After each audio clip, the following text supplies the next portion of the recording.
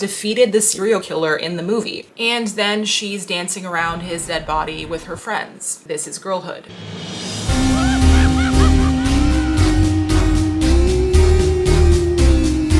Welcome back to my channel. Today I wanted to talk about why Trick or Treat is the best Halloween movie / Summerween movie.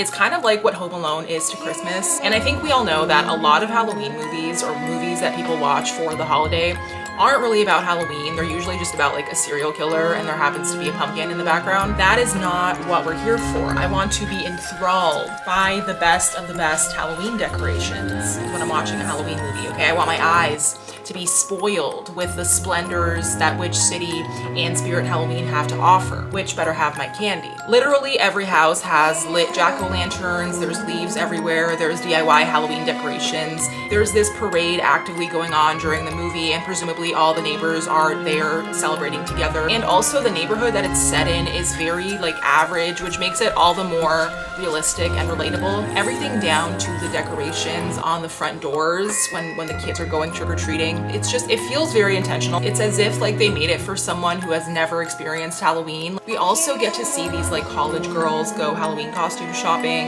in a store that is presumably only open for Halloween, which just makes this all the more perfect. They're really immersing you in like the average North American Halloween experience. Just a side note, I know Trick or Treat is considered like a tween Halloween movie. I don't agree, okay? I don't need to watch a stringy-haired woman / child crawl out of a well and screech at the top of her lungs, okay? I like to go to the bathroom at night and not turn on the light, right? When I'm trying to go back to sleep. Do you think I could really do that if I was regularly watching those kinds of movies? No, absolutely not. So the second reason why this movie is the best Summerween movie is because it honors trick-or-treating in a way that other movies do not. I feel like this part of Halloween is often ignored in movies. I'm not just talking about like Michael Myers, all of the like cheesy Halloween movies and also the more gruesome ones because it's considered childish, I guess, or like not as important. We cannot disregard such a crucial part of the holiday.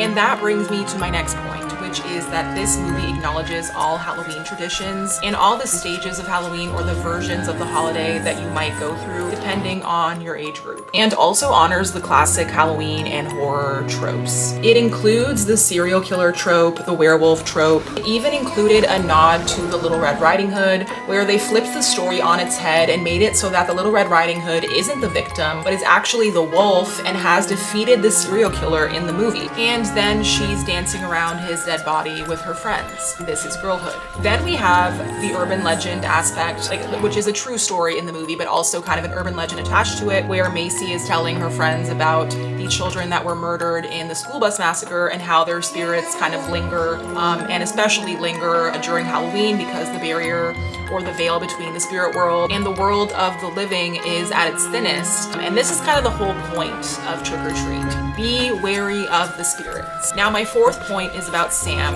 who is basically the mascot for Halloween in Trick or Treat. He's very strict with enforcing Halloween rules and punishing those who don't follow them, and everything down to what he's wearing is symbolic of ancient elements of Halloween or Samhain. Also naming him Sam after Samhain because it's spelled like S-A-M, you know what I mean. Genius. He basically embodies the end of the harvest and the start of winter, which is exactly when the festival of Samhain was celebrated. The fact that he's wearing this burlap sack, which used to be used to transport like coffee beans and grains and potatoes, is again very intentional, very clever, and obviously his pumpkin-shaped head is a nod to jack-o'-lanterns, and these days it's actually watermelons thanks to Gravity Falls. It used to be turnips, but you know, you get the idea. I think the most like obvious feature is how small he is. It's almost like he's not really real. He's a figment of the viewer's imagination. In a way, he's an embodiment of the Halloween spirit. Even though in the movie they're not like actively fearing Sam, but historically speaking, there was that paranoia about spirits on Halloween. So again, he's kind of there to remind people to follow the rules and also to remind people how scared they used to be of Halloween. He's a physical embodiment of the paranoia and the wariness that people have about Halloween. if that makes sense.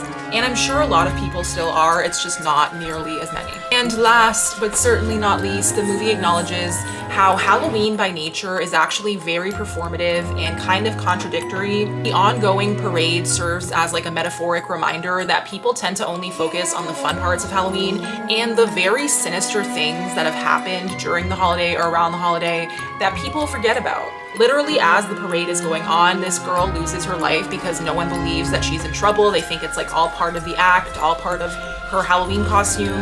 The bystanders, or the people that she tried to get help from, didn't believe it because Halloween is all about appearances. And it's like you get to be someone else for a night, but also the sinister side of that, which is like the people who are actually evil get to fit in for the night and no one knows who's pretending to be evil or who's pretending to be possessed and who's actually evil. So the movie is asking, how do we differentiate between the two? Like, that's the creepiest part about the holiday. We can't. Trick or treat is essentially trying to say we're just doomed. Like, we don't know, we'll never know. And that's the scary part, not the costumes, not the ghost stories. It's just the fact that the lines get blurred and we don't know who's actually a serial killer and who's pretending to be one.